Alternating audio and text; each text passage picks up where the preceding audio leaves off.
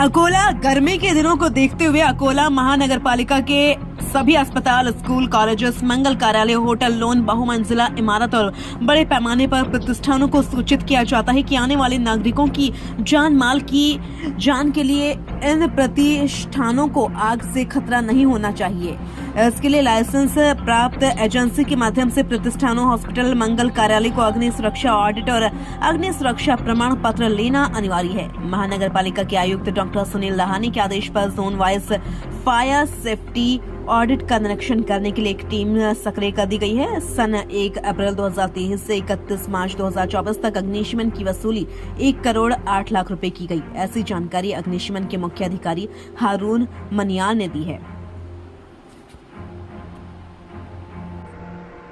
प्रतिष्ठानाला, इमारतला ज्याला नियमाप्रमाणे fire audit करून फायर एनओसी निये घेतली पाहिजे त्याची निये तपासणी चालू आहे। प्रत्येक वर्षी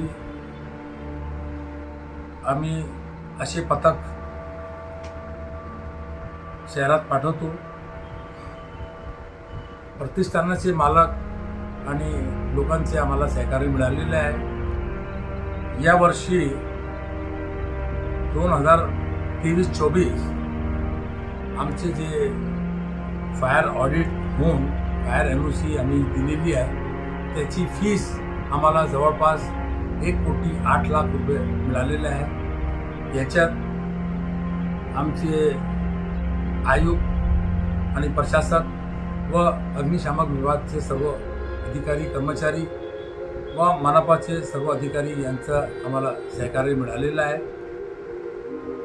असंच आम्हाला सहकार्य मिळावे त्यामुळे मी अकोला महानगरपालिकेचे सर्व नागरिकांना विनंती करतो की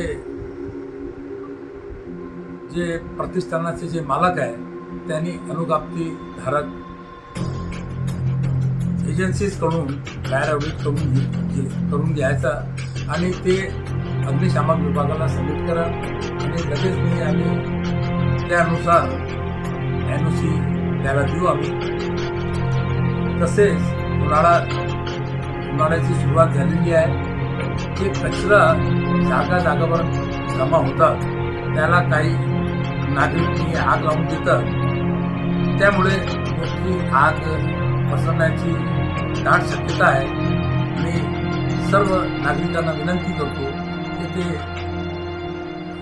जमा केलेला कचरा त्याला आग लावू नये आणि जर कुठे कचरा असेल तर महानगरपालिकाचे संबंधित अधिकाऱ्यांना त्याची माहिती द्यावी आणि आम्हाला सहकार्य करावे।